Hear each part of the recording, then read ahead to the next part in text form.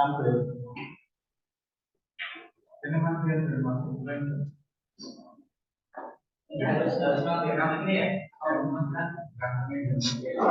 harus direkam. Oke. Muncul di situ Mbak Amal. Ini Mbak Amal coba. Oh, sudah kelihatan ya? Oke, bismillahirrahmanirrahim. Assalamualaikum warahmatullahi wabarakatuh.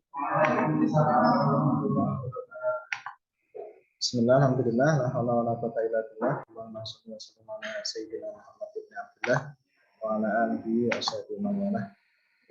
Terima kasih untuk teman-teman dari wali kelas dan guru BK yang sudah bergabung. Ya, ini dalam rangka penerapan disiplin positif atau penguatan disiplin positif bagi siswa kita. Jadi ini adalah materi 1.4. Jadi panjenengan apabila besok join di program guru penggerak, dia akan memperoleh atau harus mengikuti 10 modul. Ada modul 1 itu ada 4, 1.1 sampai 1.4, modul 2 dan modul 3 itu masing-masing ada 3 modul. Dan ini adalah modul ke-4 atau 1.4 yang temanya adalah disiplin positif. Ini materi yang disusun dari pengembang materi guru penggerak. Ya, nanti monggo kita diskusi, barangkali ada ketidakcocokan dengan teori-teori, tidak masalah, nanti kita diskusikan saja. Ya, kita mulai dari disiplin positif. Ya. Disiplin positif dan nilai-nilai kebajikan universal. Ini pernah saya lakukan ya, di kelas. Kita bayangkan kita meminta siswa untuk memegang sebuah benda yang menurut mereka berharga, bisa ditulis di kertas ataupun uang atau apa saja, kemudian diminta sekeras-kerasnya dan minta teman yang lain berpasangan untuk merebut sekuat-kuatnya. Kira-kira apa yang terjadi? Nah, ini yang satuan ini bisa mengambil ini dengan caranya bebas, dengan kekerasan, mau dirayu, dibujuk, kira-kira kan dikasih apa? Dan ini seru ketika saya coba di kelas 12. Ternyata sebagian besar itu tidak berhasil merebut benda yang ada di temannya. Nah, di sana ada satu nilai yang kita bisa mengambil dari sana, yaitu apa? Ya. Ada yang A akan membuka tangannya, ada yang tidak akan mengizinkan. Nah, yang memegang kontrol itu siapa? Yang berusaha membuka tangannya atau yang tangannya mengepal? Kontrolnya sepenuhnya yang tangannya mengepal. Nah, kaitannya apa? Kaitannya di sini. Bahwa ternyata apa yang kita anggap selama ini kita bisa mengontrol siswa itu adalah sebuah ilusi. Jadi teori kontrol menurut Dr. William Glasser itu ada dua. Ya. Yang pertama bahwa tidak ada yang bisa mengontrol kita kecuali kita sendiri. Dan yang kedua, ya kita tidak bisa mengontrol orang lain. Mungkin kita punya aturan, punya ketertiban, tapi yang sepenuhnya bisa mengontrol siswa untuk disiplin, untuk tepat waktu, pakai seragam dan sebagainya, ini ya diri siswa itu sendiri, bukan kita. Kita cuma menerapkan aturan, tapi yang punya kontrol sepenuhnya ya siswa, dia mau melaksanakan atau tidak. Nah, ada beberapa ilusi yang kelihatannya kita punya kontrol, tapi ternyata itu hanya sebuah ilusi. Yang pertama, ilusi guru mengontrol murid. Seolah-olah kalau guru itu bisa melakukan apapun, siswa diminta melakukan apapun manut. Tapi ternyata ya tidak sepenuhnya benar. Kemudian ilusi bahwa semua penguatan positif itu efektif dan bermanfaat. Contohnya kita mengajar, ayo siapa yang maju saya beri hadiah, kasih coklat, kasih permen, kasih jajanan. Seakan-akan itu akan memberikan motivasi ke siswa. Ya sementara mungkin iya, tapi secara jangka panjang belum tentu. Kemudian kritik membuat orang bersalah itu dapat menguatkan karakter. Seringkali kita ya ada siswa yang bermasalah, kemudian kita buat merasa bersalah, seolah-olah itu akan menguatkan karakternya. Nah, itu adalah sebuah ilusi, seolah-olah benar. Kemudian yang terakhir, ilusi bahwa orang dewasa itu punya hak untuk memaksa. Nah, ini seolah-olah juga benar. Nanti kita lihat.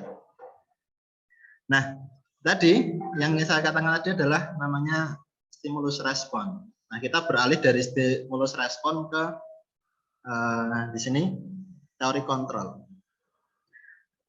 Ya, teori lama yaitu realitas atau kebutuhan semua orang itu sama, padahal setiap kebutuhan kita itu beda-beda. Setiap anak siswa kebutuhannya beda.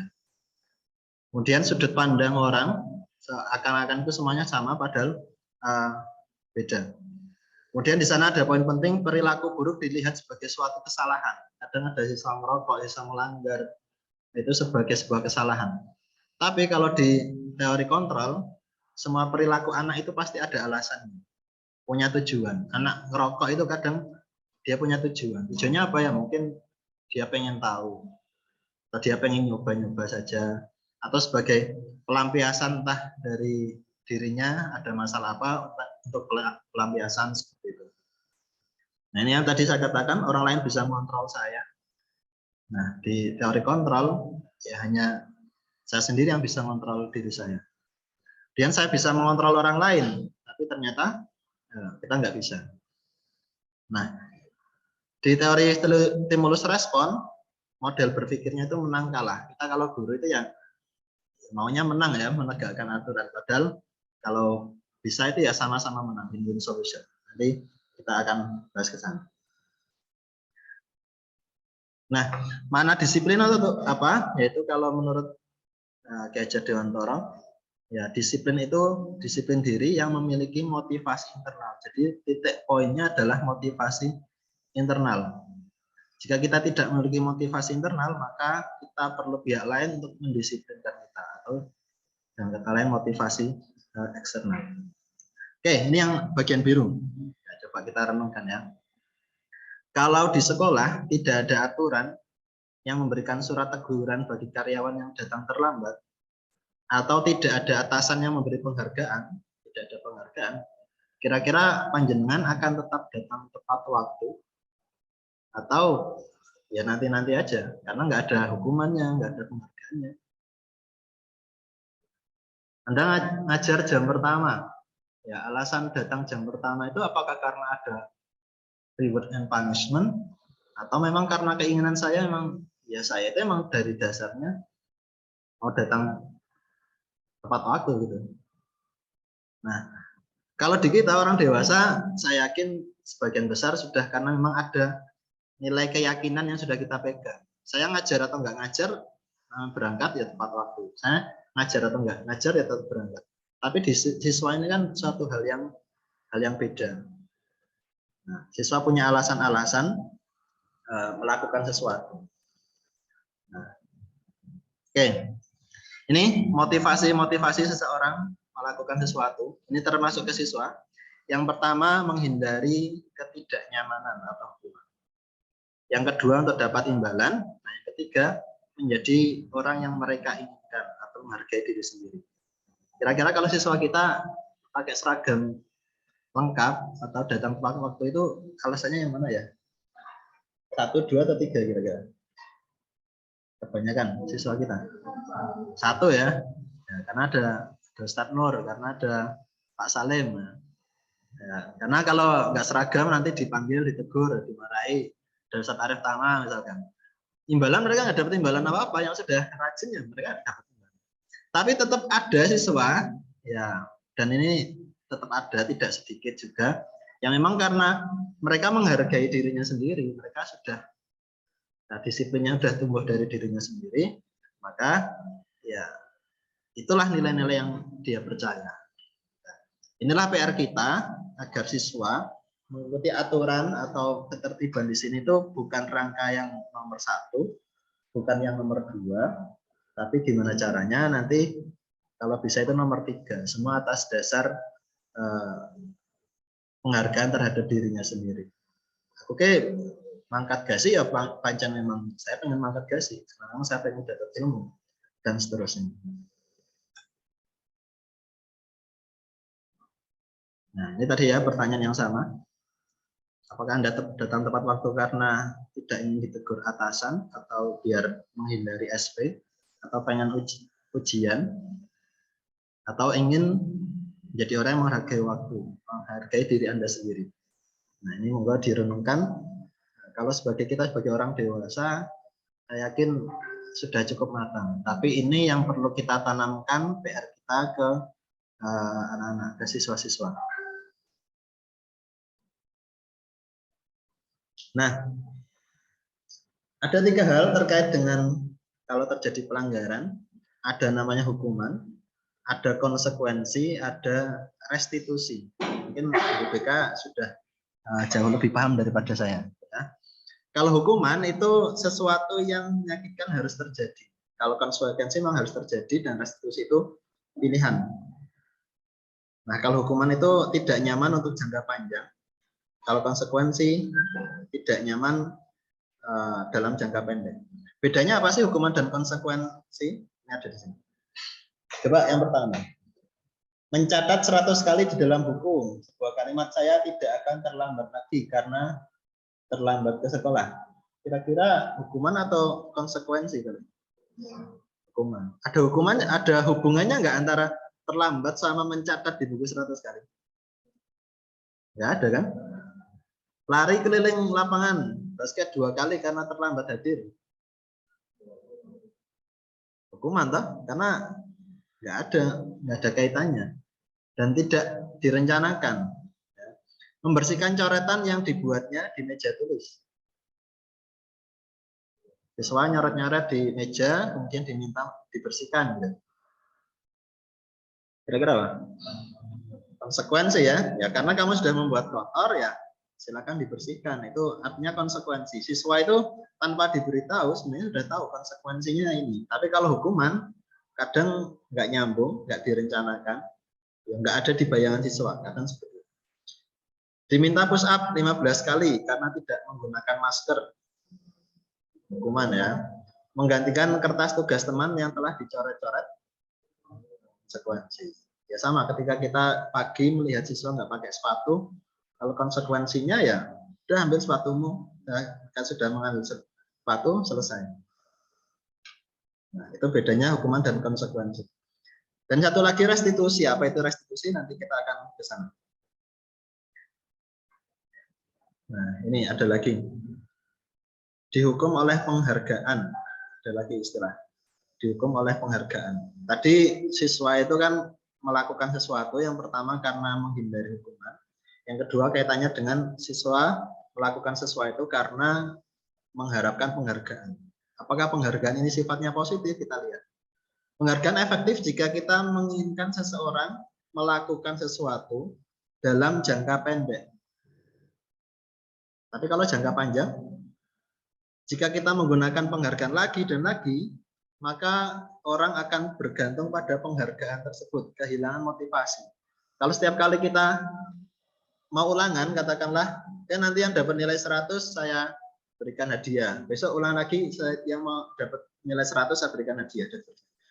Tapi suatu kali guru tidak ngomong kayak gitu. Atau yang mau maju saya berikan hadiah. Kira-kira kalau jangka panjangnya, kalau guru ini nggak lagi memberikan hadiah, nah, ini kelemahannya penghargaan seperti itu. Dalam jangka pendek, oke, tapi dalam jangka panjang, nah ini tidak bagus ya.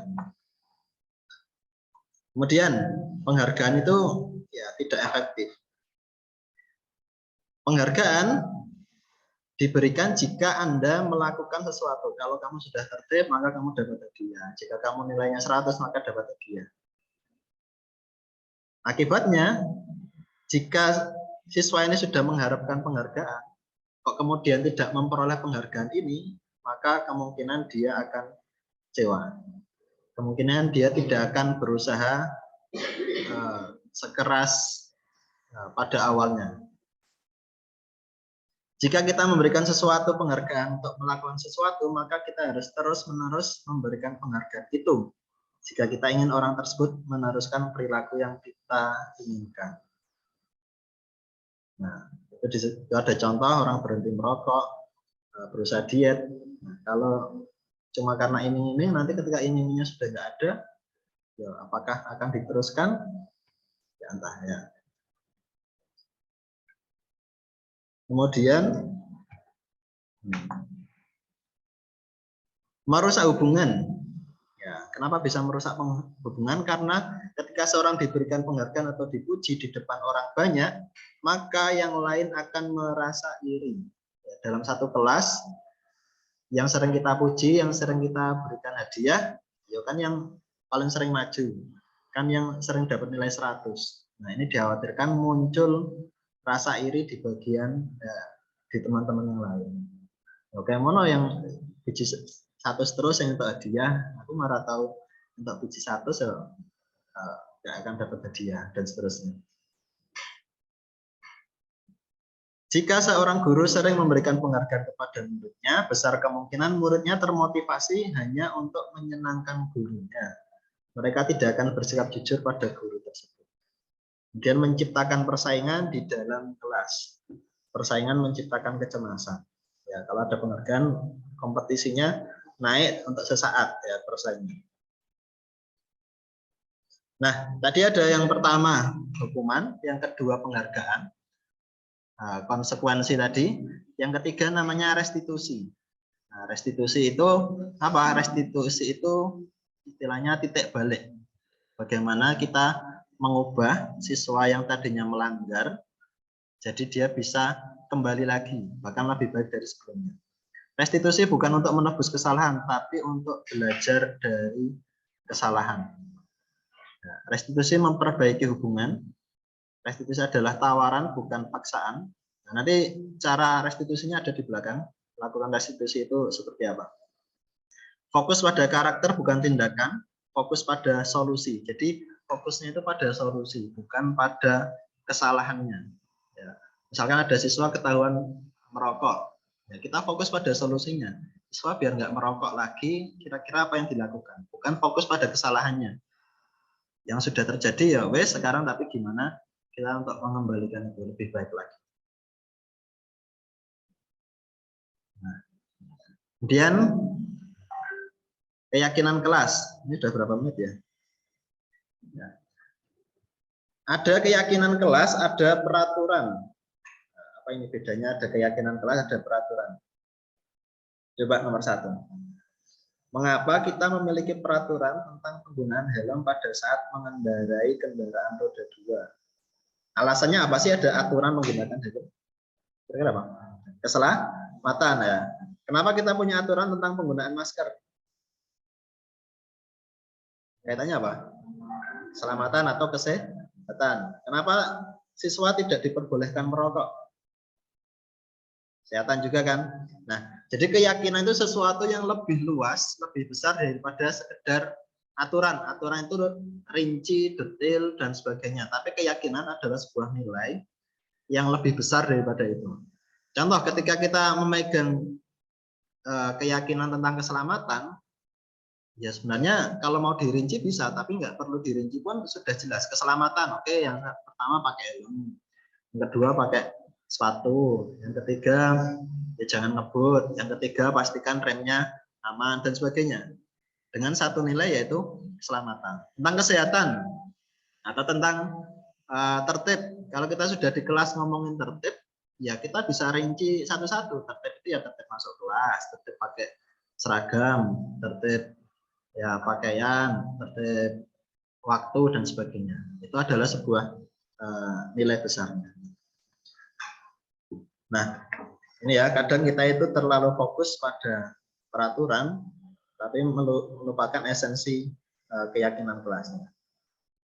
Oke, keyakinan kelas itu sifatnya lebih abstrak daripada aturan. Aturan itu rinci. Kita punya aturan buku pantas itu berapa banyak poin ya. Kaitannya dengan sholat saja ada tahu sholat maghrib, sholat asar, sholat isya. Padahal itu kalau kita buat sebuah keyakinan yang besar, yaitu apa? Ya tepat waktu dalam sholat atau tertib dalam sholat sudah selesai. Kaitannya dengan definisi tertib waktu dalam sholat ya sudah jelas, nggak boleh masuk, datang tertib dan sebagainya. Makanya ada yang bilang semakin banyak aturan, artinya kita itu semakin nggak percaya sama manusianya gitu. Ya benar nggak itu? Semakin banyak kok aturan dirinci itu, berarti kita semakin nggak percaya sama siswa, kita kaitannya dengan disiplin masuk kelas aja, kita harus rinci, masuk paling telat sekian menit, kalau terlambat maka hukumannya ini, ya. Ketika presensi dikatakan terlambat jika seperti ini dan seterusnya. Yang dikatakan bersih aja harus rinci, namanya bersih itu di laci nggak boleh ada sampah, di lantai tidak boleh ada debu, jendela harus bersih, papan tulis harus bersih. Padahal itu sebuah keyakinan kelas, sebuah keyakinan, nilai yang disepakati bersama itu ya kebersihan. Ketika semua sudah menanamkan itu dalam dirinya bahwa kita harus menghargai kebersihan, kita tidak perlu merinci sedetail itu, insya Allah sudah jalan. Kalau semakin kita membuat aturan semakin rinci, berarti ada masalah di situ.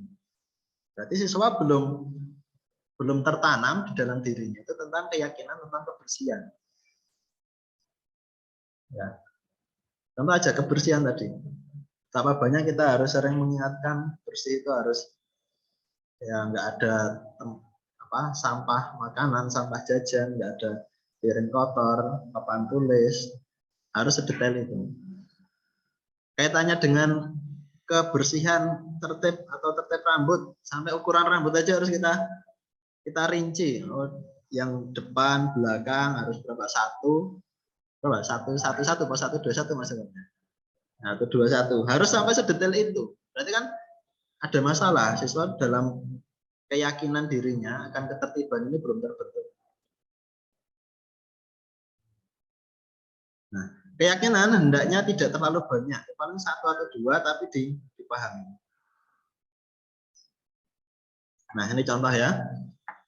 Ini saya copy dari materi juga. Contoh keyakinan kelas, hormat saja. Ya. Kami meyakini bahwa sangat penting untuk menghormati semua orang dan barang milik orang lain.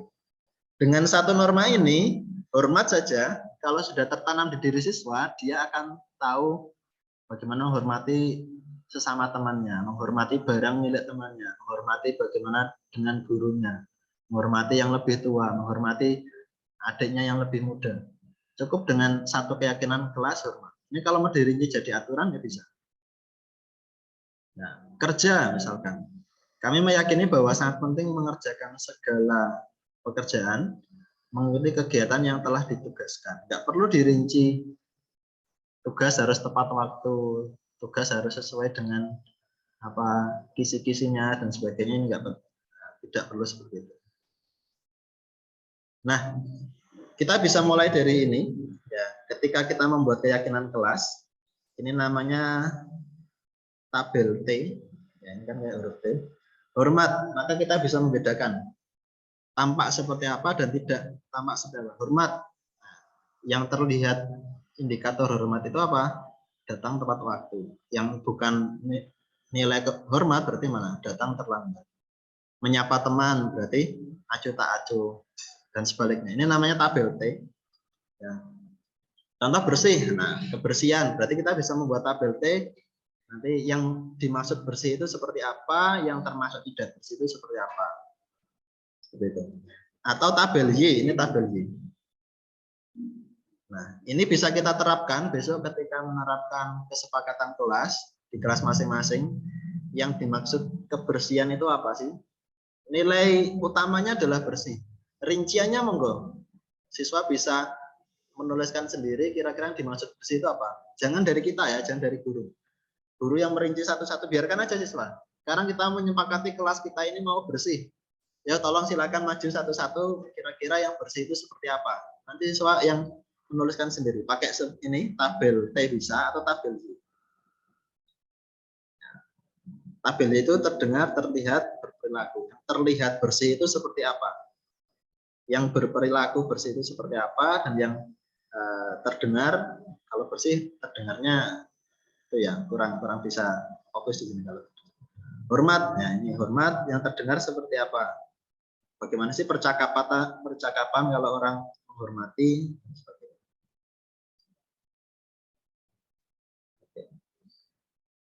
Kemudian kebutuhan dasar manusia dan dunia berkualitas. Nah, ini kebutuhan dasar menurut Dr. William. Ya, ada bertahan hidup, ini kebutuhan dasar paling dasar dari semuanya. Ada kasih sayang dan rasa diterima. Ada penguasaan, ada kesenangan, ada kebebasan.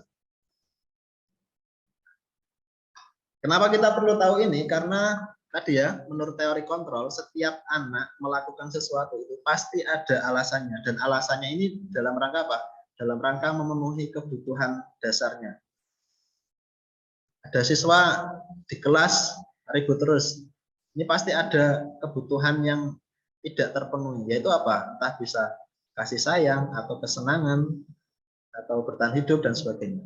Ada siswa kok mencuri di asrama misalkan. Ini pasti ada alasannya, bisa kita gali. Pasti ada kebutuhan yang dia tidak dipenuhi. Apakah mencuri itu dalam rangka, oh emang orang tuanya nggak pernah ngasih uang saku. Oh, itu berarti bertahan hidup. Atau kasih sayang, atau penguasaan. Ada anak kemarin kasus misalkan mukul orang lain, mukul temannya. Apakah itu dalam rangka kebebasannya dia, atau penguasaan, merasa saya lebih senior, pengen dihormati. Ada anak bolos keluar asrama tanpa izin, pasti ada alasannya. Nah, jadi yang diharap dari modul ini, materi ini adalah ketika ada anak melakukan suatu kesalahan, coba kita gali, ya kira-kira alasan dasarnya dia melakukan itu apa sih? Kebutuhan apa yang tidak terpenuhi dari dirinya? Kenapa dia melakukan itu? Ya, kabur dari asrama ya mungkin dia pengen kebebasan, pengen sesekali keluar dari asrama dan seterusnya. Nah, dunia berkualitas, ini sudah berapa menit ya? Kelihatan nggak Mas Iwan? Nah, nanti kelihatan nggak berapa menit? Ini nggak ada notifnya nih. Dunia berkualitas. Nah, dunia berkualitas itu adalah sebuah dunia ya, yang hanya ada di pikiran kita. Ya. Dunia berkualitas adalah tempat di dalam pikiran kita. Mungkin tidak ada di realitas kita. Tempat yang berisi gambaran representasi dari semua yang Anda inginkan. Nah, saya pengennya itu punya teman yang seperti ini. Saya pengennya punya siswa yang seperti ini. Saya punya keluarga pengennya seperti ini. Saya pengennya punya atasan yang seperti ini. Saya pengennya punya aturan yang ada di sekolah ini seperti ini. Semua orang punya gambaran dunia berkualitas versinya masing-masing. Saya jadi guru itu pengennya kalau saya datang siswanya senang, ketika saya tanya ada bisa menjawab. Saya punya teman, maunya teman yang asik diajak kolaborasi, diajak kerjasama. Saya pengennya punya atasan yang support dengan aktivitas saya, mendukung saya. Saya punya teman-teman seperti ini, murid-murid yang seperti ini. Itu adalah dunia berkualitas yang kadang hanya ada di pikiran kita. Nah, ya, representasi dari semua yang Anda inginkan. Nah, siswa juga punya seperti itu. Siswa itu punya gambaran dunia berkualitas. Saya itu di pondok pengennya aturan pondok ini seperti ini. Wifi-nya yang hidup 24 jam, saya boleh punya HP, pegang HP 24 jam, dan seterusnya. Nah, tinggal 10 menit, nanti kita lanjut. Siswa itu pasti punya bayangan kayak gitu. Saya punya orang tua itu yang setiap minggu ngirimi saya uang sekian. Saya maunya di asrama itu bebas demikian. Tapi karena dunia ini ada di pikiran mereka, nah kadang yang di sekitar kita itu nggak ideal. Nah, PR kita adalah bagaimana kita masuk ke dalam dunia yang diimpikan oleh siswa. Saya itu pengennya punya guru. Kalau saya nggak paham, ya saya tolong diajari. Mungkin itu yang ada di benak kita. Saya punya pengen guru itu kalau saya terlambat, tolong jangan dimarahi, tapi saya dikasih tahu dengan cara yang baik. Saya pengen punya teman, kalau saya nggak bisa, itu ya saya diajari. Barangkali setiap siswa punya dunia versinya sendiri-sendiri. Nah, PR kita adalah bagaimana, karena tugas kita sebagai guru, kita masuk ke dalam dunianya anak itu seperti itu. Kita jadi guru yang mereka impikan. Dan ketika anak melakukan kesalahan, melakukan pelanggaran, kita itu bisa jadi guru yang diidamkan. Oke, ketika saya melakukan pelanggaran, maka ada guru saya yang membimbing saya agar saya tidak mengulangi lagi. Nah,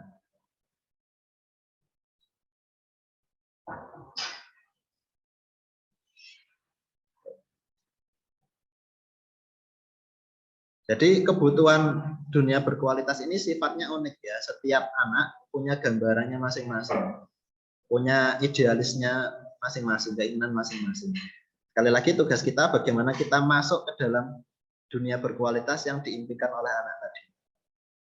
Nah, murid juga mempunyai gambaran dunia berkualitas. Tentunya sebagai guru kita ingin memasukkan hal-hal yang bermakna dan nilai-nilai kebajikan yang hakiki ke dalam dunia berkualitas mereka. Nah, kemudian ini 5 posisi kontrol. Saya stop dulu. Nanti biar kepotongnya enggak. Ini saya end dulu ya, terus nanti mau join lagi.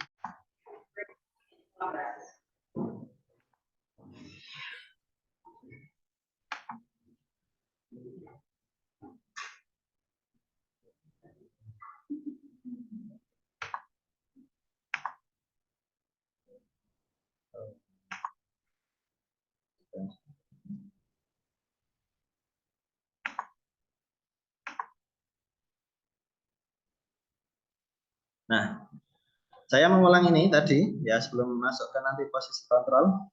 Ya, ada perbedaan tadi mengenai restitusi dan konsekuensi dan hukuman. Ya, ini secara lengkapnya ada di sini. Nah, ini perbedaannya ya. Kalau hukuman, dia fokusnya ke kesalahan. Peraturannya adalah maka kamu harus. Nah, kalau sebagai konsekuensi, maka biarkan siswa menjawab dulu. Apa peraturannya? Kamu mampu nggak melakukannya? Nah, kalau restitusi, kita bagaimana ya titik balik tadi.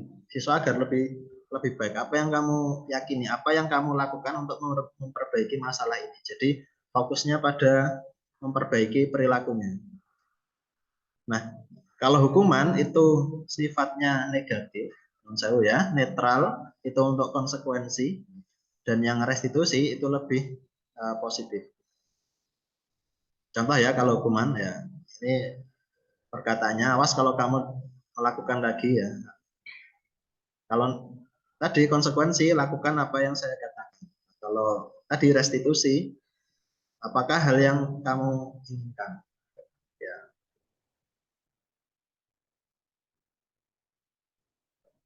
Nah, ini akibatnya. Kalau hukuman, kalau terlalu sering dihukum, maka murid kemungkinan akan menyembunyikan kesalahan. Kalau menggunakan konsekuensi, ya murid akan lebih taat peraturan. Kalau restitusi, kita arahkan anak untuk memecahkan masalah.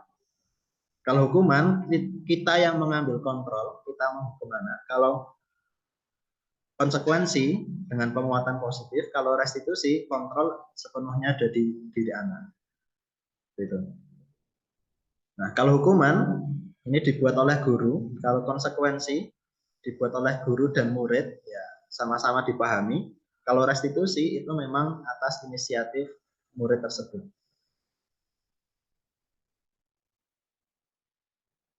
Nah, ini ya sumbernya ada. Sekarang kita sini.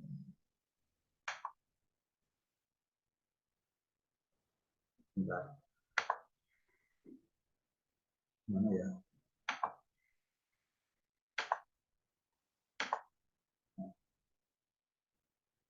Kita masuk ke sini yaitu posisi kontrol. Ada 5 posisi kontrol. Nah, kita biasanya ngambil yang mana? Coba nanti kita cek. Kalau menghadapi pelanggaran anak, biasanya kita ada di posisi yang mana? Yang pertama nanti adalah sebagai penghukum, yang kedua pembuat rasa bersalah, ketiga sebagai teman, keempat sebagai pemantau atau sebagai manajer. Nah, ini contoh sebagai penghukum ya. Ada anak melanggar, kemudian kata-katanya ya patuhi aturan saya ya. Awas, kamu selalu saja salah ya. Selalu pasti kamu yang terakhir selesai. Pasti kamu terlambat lagi. Pasti kamu lagi. Nah, akibat jangka panjangnya, ya coba kalau kita selalu mengambil posisi kontrol sebagai penghukum, ya ada nggak baiknya ya. Kemungkinan siswa akan marah atau mendendam atau lebih bisa jadi lebih agresif lagi. Kemudian ada, oh ini bukan penghukum ya, ini pembuat rasa bersalah. Nah ini salah ya. Ini pembuat rasa bersalah. Ini biasanya kalau ada siswa melanggar, kita akan mengarahkannya bagaimana siswa itu merasa bersalah. Kowe ra mesakno karo ibumu. Kamu nggak kasihan sama ibumu sudah keluarin uang banyak dan sebagainya. Ya mungkin siswa pada saat itu ya bisa sampai nangis-nangis ya bisa. Ya, karena saya pernah mengalami ya. Hadapin siswa terus kita buat rasa bersalah. Ini tapi kelemahannya siswa kita ini kebanyakan dari golongan menengah ke atas. Ini kalau dibuat rasa bersalah ini kurang efektif.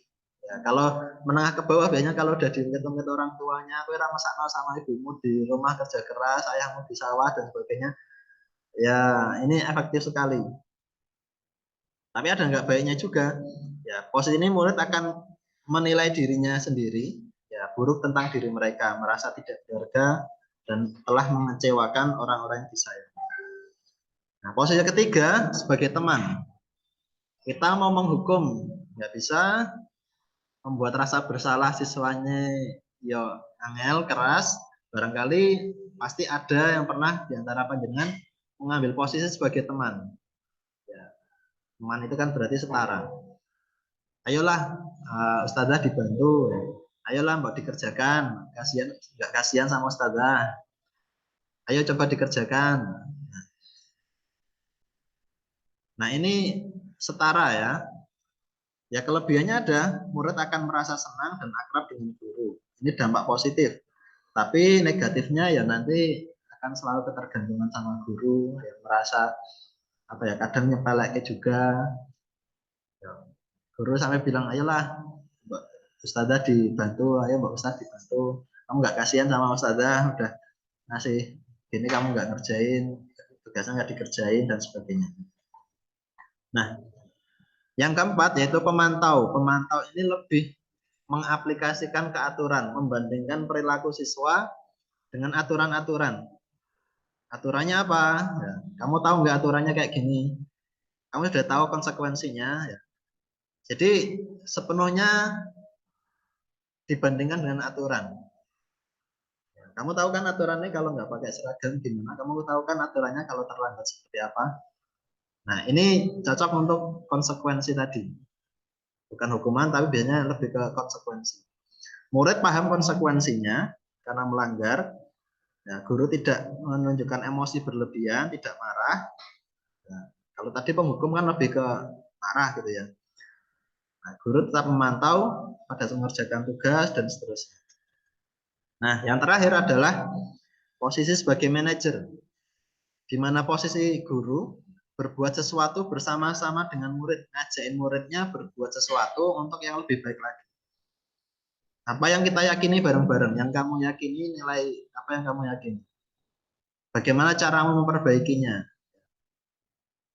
Gimana biar ini nggak terulang lagi? Yang mengambil sikap sebagai manajer, dia akan memberikan atau membimbing siswa menemukan solusi-solusi atas masalah. Kemarin ada siswa yang merokok. Kalau kita mengambil sebagai penghukum ya udah hukum aja. Kalau sebagai pembuat rasa bersalah ya tadi, kamu nggak kasihan sama ibumu, bapakmu. Kalau pemantau, ya kamu tahu kan aturannya di sini nggak boleh merokok, tahu kan konsekuensinya apa. Kalau manajer lebih dari itu. Oke, kamu udah ngerokok lah. Oke, sekarang kira-kira gimana biar kamu nggak mengulangi lagi? Ya, gimana caranya nih? Enaknya ngerokok itu apa sih? Apa sih manfaatnya ngerokok?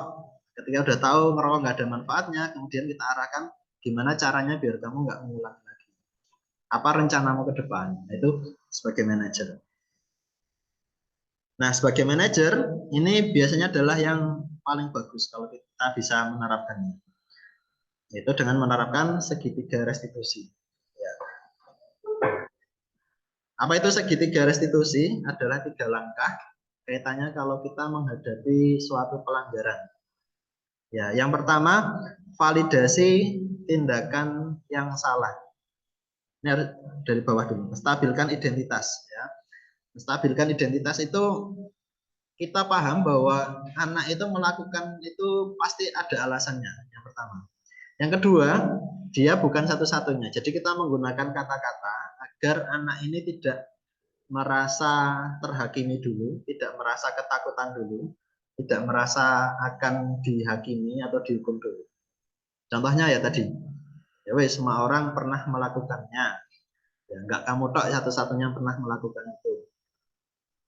Tapi tidak berhenti di situ, ada validasi tindakan yang salah. Kamu tapi pasti punya alasan dong kenapa melakukan itu. Kemudian ada nggak cara yang lebih efektif, cara yang lebih bagus daripada itu? Nah, kalau sudah, baru ke langkah ketiga yaitu menanyakan keyakinan. Setelah tahu, oke nggak apa-apa, kamu bukan satu-satunya, semua orang pernah melakukan itu, kamu pasti punya alasan. Tapi langsung yang ketiga, kira-kira apa yang bisa kamu lakukan untuk memperbaiki? Nah, harapannya dalam menghadapi pelanggaran-pelanggaran anak, kita bisa menerapkan ini. Ya memang nggak mudah ya, kadang ada anak yang sudah terlaluan gitu ya, dipakai dihukum yang nggak mempan, dibuat merasa bersalah yang nggak mempan. Nah, ini PR kita bareng-bareng. Ini ya, mulai dari sini, menstabilkan identitas, ada beberapa pilihan kata, ya berbuat salah itu nggak apa-apa. Ya. Kalau siswa SMA merokok, dan itu barangkali adalah pertama kalinya dia merokok, salah nggak? Salah, tapi kira-kira bisa dimaklumi atau enggak?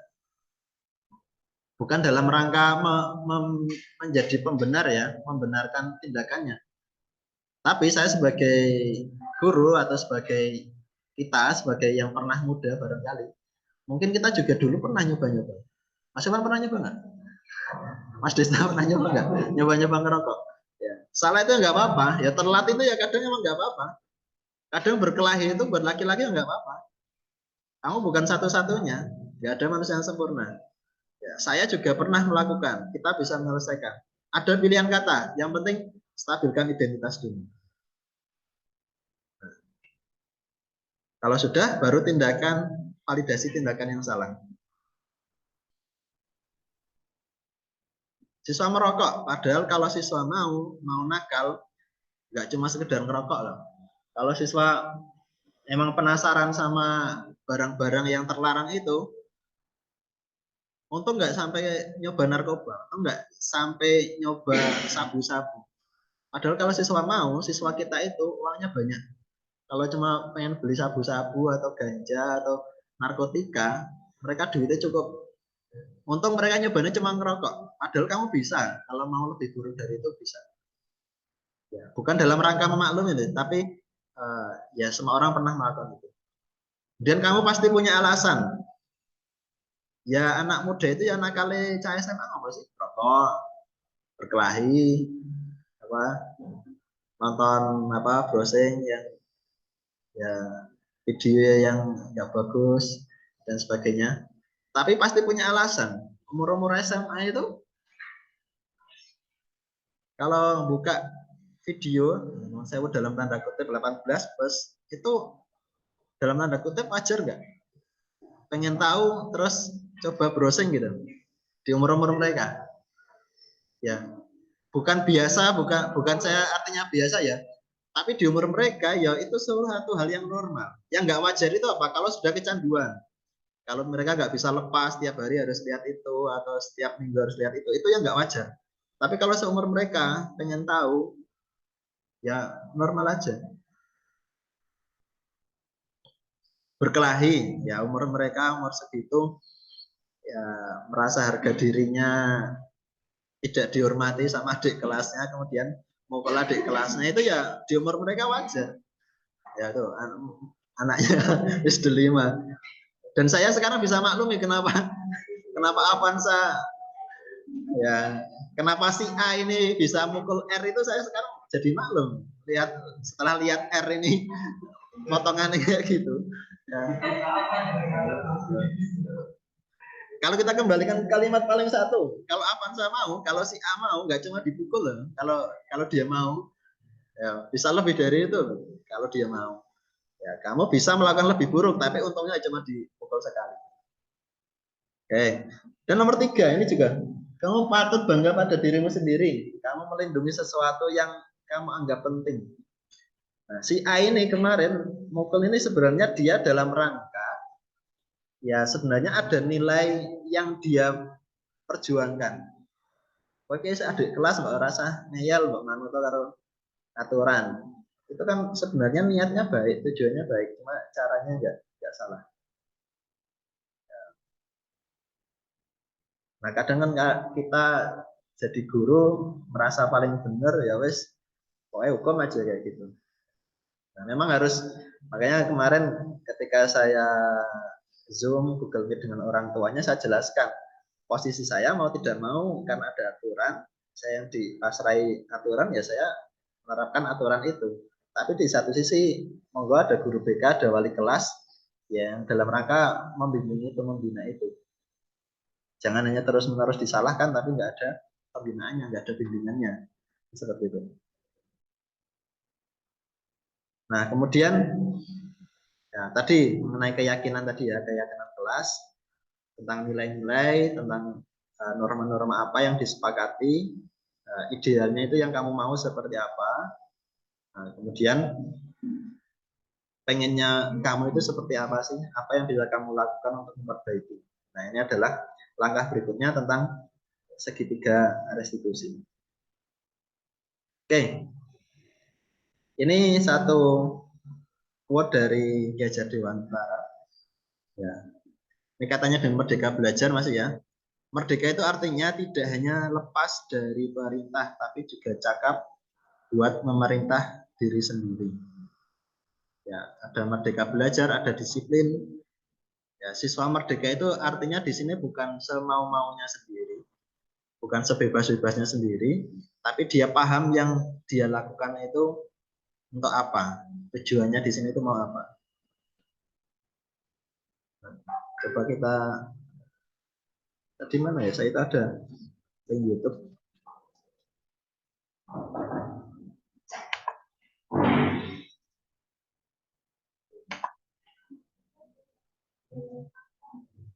Siapa?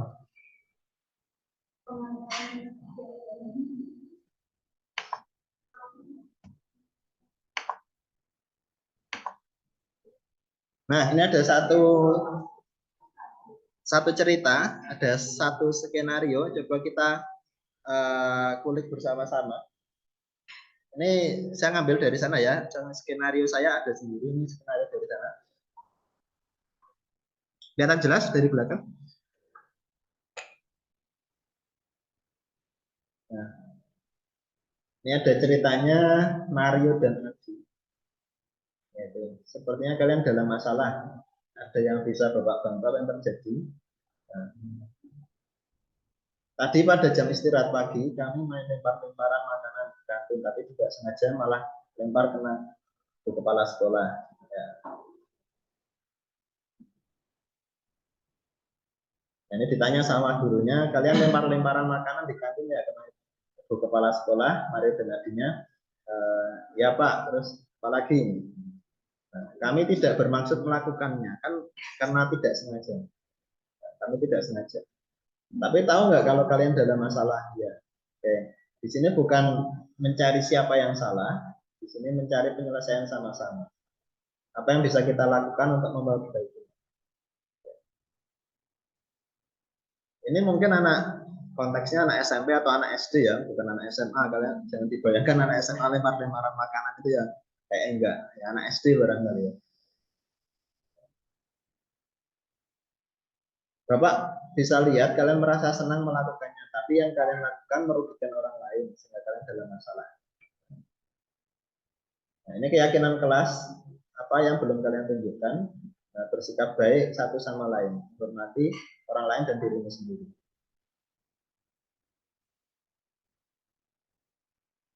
Apakah ketika kalian melakukan itu kalian menghormati orang lain dan tuntunan? Nah, kan ditanyakan apakah dengan lempar-lemparan tadi menghormati orang lain? Dijawab tidak.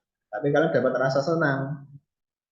Menurut Bapak ada cara lain untuk mendapatkan rasa senang tanpa merugikan orang lain. Bagaimana menurut kalian? Nah, kita berperilaku lebih baik. Oke, kita gali di sini. Kalau menurut tadi, yang teori tadi, anak lempar-lemparan itu untuk anak SD pasti ada kebutuhan yang ingin dipenuhi. Kira-kira kebutuhan apa? Senangan ya. Anak SD itu kan sukanya main-main, senang gitu ya. Nah, kemudian di sini Pak Joko ini bukan fokus pada kesalahan. Nah, kalau kesalahan melempar ke kepala sekolah ya udah dihukum aja toh, disuruh push up, suruh lari atau disuruh apa gitu ya. Tapi di sini fokusnya bukan pada di sana, tapi ya tahu nggak apa yang kamu langgar di situ? Bukan aturannya, tapi keyakinannya itu tidak menghargai atau tidak menghormati orang lain. Nah, kemudian di sini tidak ada hukuman, dia Pak Jokowi menyarankan menurut Bapak ada cara untuk mendapatkan rasa senang tanpa merugikan orang lain. Bagaimana menurut kalian? Sepakat ya, agar berperilaku lebih baik lagi. Yang dimaksud segitiga restitusi, jadi bukan dalam rangka menghukum, bukan menghakimi, tapi bagaimana kita membuat siswa itu pelanggaran itu menjadi tidak terulang dan lebih baik lagi. Oke, saya coba carikan tadi udah nyiapin video, hilang. Ini modul saya.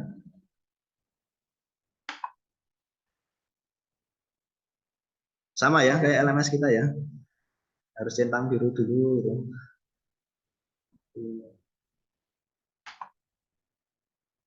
Mana ya videonya?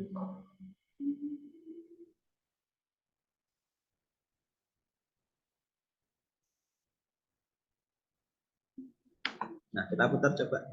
Ini salah satu materi. 3. Assalamualaikum Ustaz. Ya, Waalaikumsalam. Silakan duduk, Pak. Ya, Gini nih, tadi Ustadz kan masuk ke kelasmu ya, jam 1-2. Itu kok kelihatannya kamu ngantuk banget, bahkan ketiduran dari awal pelajaran sampai mau selesai pelajaran kamu tidur terus. Nah, mungkin bisa kamu ceritakan kenapa? Mungkin karena tugas di asrama kegiatan di asrama terlalu padat Ustaz. Jadi ketika di kelas saya merasa sangat ngantuk. Oke. Ya, emang di sini kan sekolah asrama ada kegiatan pesantren ya kalau malam. Tak kira yang pernah ngantuk di kelas terus ketiduran di kelas itu kan nggak cuma kamu ya, teman-teman yang lain pasti juga pernah mengalami itu, ngantuk di kelas gitu, tidur di kelas. Tapi yang saya perhatikan tadi itu kamu bahkan ketiduran itu sejak sebelum saya mulai pelajaran sampai tengah-tengah saya minta untuk cuci muka dulu sampai terakhir itu kamu masih ngantuk, tidur terus. Ya, pasti ada alasannya. Kenapa itu kira-kira? Jadi sebenarnya saya diamanahi untuk menjadi ketua panitia hari ulang tahun sekolah Ustaz. Sehingga setiap malam saya harus lembur untuk menyiapkan hari ulang tahun tersebut. Oh gitu. Oke lah, kamu banyak kegiatan, banyak tugas sebagai ketua panitia hari ulang tahun sekolah gitu ya. Terus tiduran di kelas. Tapi kira-kira hal kayak gini bisa dibenarkan nggak? Bener nggak yang kamu lakukan kalau kayak gitu? Kurang benar sih Us, apalagi saya menjadi ketua OSIS juga harusnya mencontohkan yang lebih baik. Oke ya, berarti kurang tepat juga ya kalau kayak gitu. Terus menurutmu kira-kira ya, sikapmu tadi yang kamu lakukan tadi itu sesuai nggak dengan norma sekolah kita? Kira-kira norma sekolah atau keyakinan sekolah yang mana yang nggak sesuai dengan perilaku kamu tadi? Menghormati ilmu Ustaz, karena dengan tidur di kelas itu sama aja tidak menghormati guru maupun menghormati ilmu tersebut Oke, yang diajarkan. ya, udah tahu ya, itu nggak sesuai ya dengan keyakinan sekolah kita bahwa kita harus menghormati ilmu. Terus ya udahlah, yang sudah terjadi kemarin atau tadi pagi ya ya udah.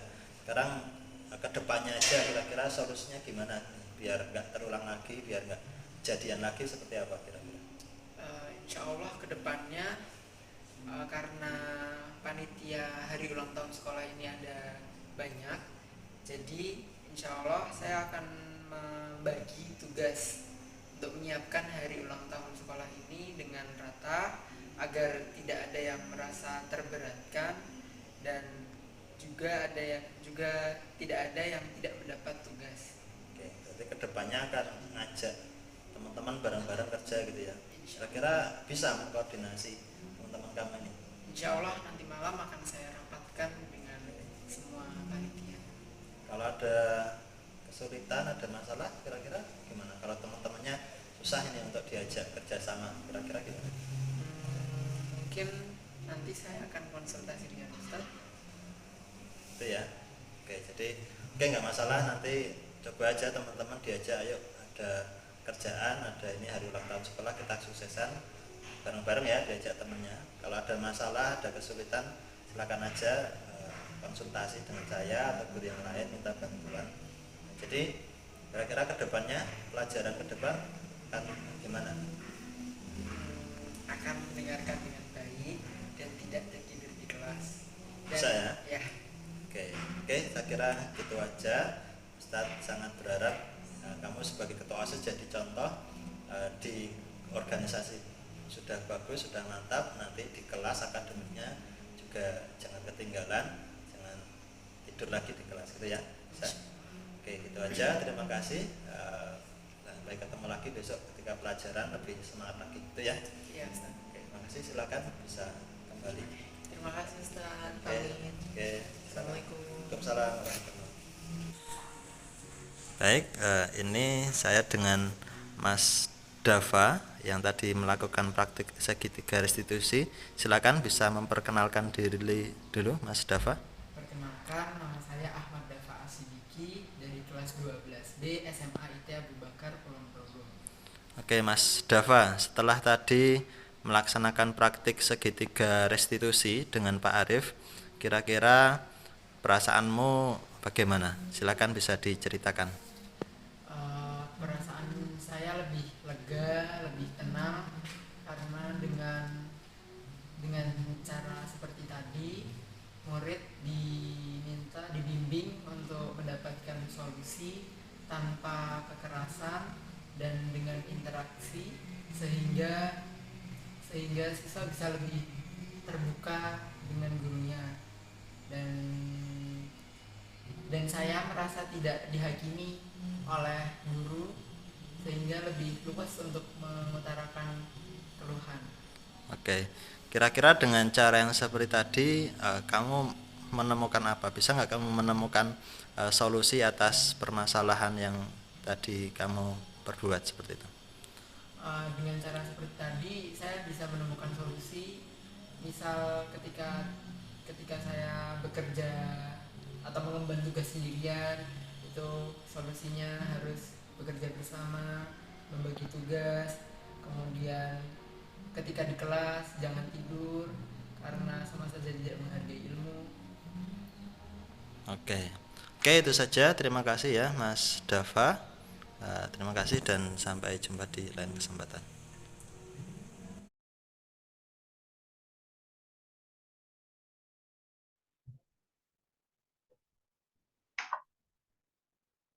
Oke, itu ya materi kita dari yang pertama tadi kaitannya dengan, kalau kita ulas kembali, dari disiplin positif dan kebajikan universal. Ini kaitannya nanti dengan keyakinan kelas, atau setiap anak itu pasti punya nilai-nilai yang dia pegang ya, sejak bawaan dari rumahnya, karena lingkungannya, atau ya karena orang tua dan sebagainya. Kalau yang anak dari awal sudah punya megang keyakinan, saya anak yang disiplin, atau saya anak yang pemberani. Anak-anak Lampung kan, Lampung dari luar Jawa itu biasanya udah punya keyakinan yang dibawa dari lingkungannya itu, pemberani gitu ya. Ketika ada masalah ya dia belak-belakan aja. Ada anak salah ya pukul-pukul aja.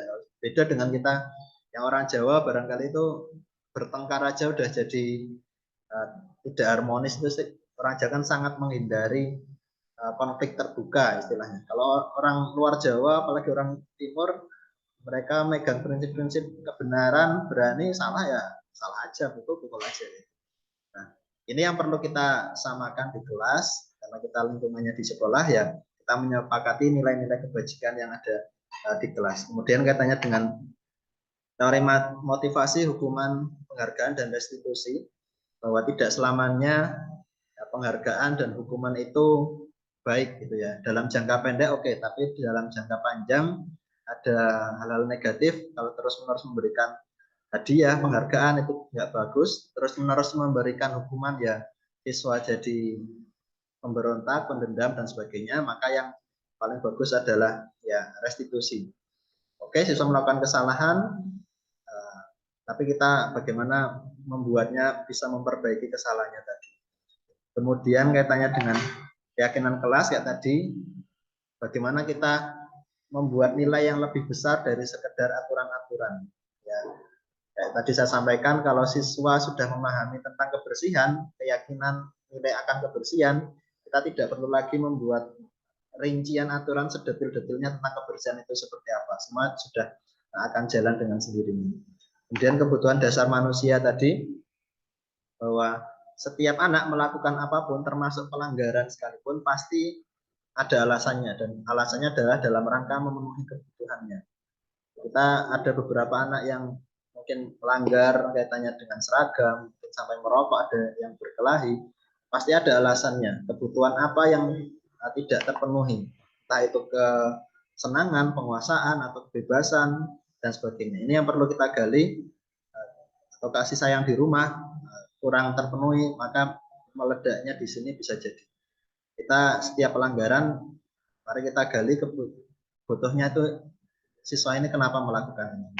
Kemudian 5 posisi kontrol tadi bisa sebagai penghukum, sebagai pembuat rasa bersalah, sebagai teman, sebagai pemantau, atau sebagai manajer. Monggo. Keterampilan kita masing-masing. Mungkin saya belum bisa sebagai manajer, saya lebih banyak sebagai penghukum ya nggak masalah. Ya, tapi ada saatnya ya jangan terus-menerus jadi penghukum. Mesake kalau siswa udah melanggar, di rumah ada masalah, di sini semua gurunya mengambil peran sebagai penghukum semua. Ya Ustadz Nur semuanya, atau kayak saya semua, ketemu saya dimarahi, ketemu Ustadz Nur dimarahi, ketemu Ustadz Desta dimarahi, ketemu wali kelas dimarahi lagi. Nah, mumet di sini ya, stres bocah. Nah, maka ada yang mengambil peran tadi, entah sebagai teman atau sebagai manajer. Kalau bisa mengambil peran sebagai manajer, bagaimana membawa siswa itu lebih baik lagi. Dan yang terakhir tadi segitiga restitusi, ya 3 langkah tadi, mulai dari stabilkan identitas, validasi tindakan yang salah, kemudian menanyakan keyakinan. Semua anak pasti pernah melakukan kesalahan, termasuk kita pun ketika sekolah, ketika masih muda juga pernah melakukan kesalahan, tapi jangan fokus pada kesalahannya, tapi gimana memperbaikinya. Anak melakukan kesalahan itu pasti ada alasannya, ada nilai yang dia pegang. Ya, anak bolos itu kadang ya karena dia memang beneran pengen bebas, karena mungkin kadang memang sumpek di sini, atau memang kadang kangen dengan keluarganya. Ini yang perlu kita paham. Tapi kita pahamkan juga ke siswa bahwa oke, boleh kamu keluar, tapi kan ya harus izin dengan ustadznya, harus izin dengan gurunya. Bukan masalah keluarnya, tapi kan nggak izinnya ini kan yang jadi masalah. Nah, maka kita gali di sana. Nah, harapannya ya dengan modul ini sebenarnya yang saya sampaikan dalam waktu yang singkat ini seharusnya saya tentu tidak sebagus ya fasilitator saya atau yang membuat modul ini menyampaikannya, mungkin hanya berapa persennya, tapi ya semoga ada kebermanfaatnya walaupun sedikit, ya semoga kita bisa terapkan. Jangan semuanya mengambil peran sebagai penghukum semua, ya menghukum anak terus, tapi ada yang bela juga, yang membina juga, yang membimbing juga anak-anak kita. Karena kedepannya ya pasti tidak hanya sekali 2 kali anak kita melakukan kesalahan, melakukan pelanggaran. Nah, bareng-bareng kita bimbing anak-anak kita. Saya kira itu, terima kasih sekali atas waktunya, sudah menyempatkan diri. Ini sangat membantu saya dalam kedepannya masih ada 5 modul yang harus saya pelajari. Monggo nanti teman-teman yang sudah memenuhi kriteria mendaftar sebagai guru penggerak, monggo mendaftar. Ini sedang dibuka angkatan 8, 9, 10. Tapi mungkin masa mengajarnya belum terpenuhi ya, yang sudah terpenuhi monggo mendaftar saja. Insya Allah banyak ilmu, banyak manfaat yang bisa diambil dari program ini. Terima kasih, itu saja dari saya. Banyak salah, mohon maaf. Saya akhiri. Assalamualaikum warahmatullahi